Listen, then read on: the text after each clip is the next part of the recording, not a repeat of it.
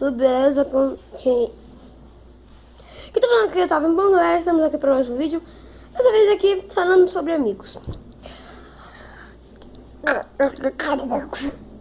aquele meu amigo aqui?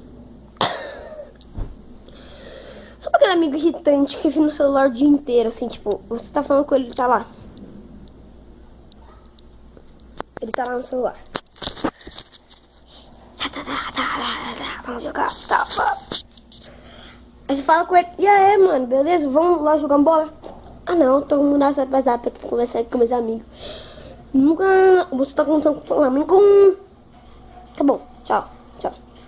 Então, isso é a coisa que eu mais odeio no mundo. Você tá falando com uma pessoa, ela tá lá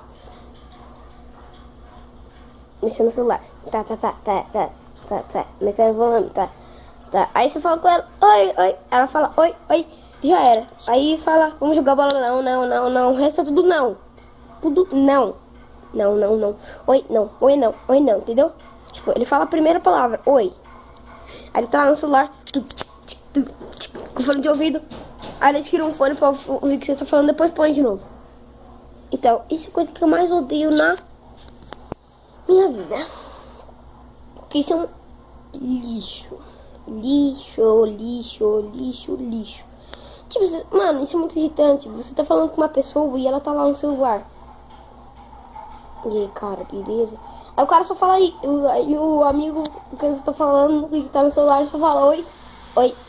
Tudo bem? Tudo. Tá bom, tchau. Quando você fala assim, vamos jogar bola? Não, tô mexendo no celular. Isso é a coisa que eu mais odeio no mundo, gente. Mais odeio na manda.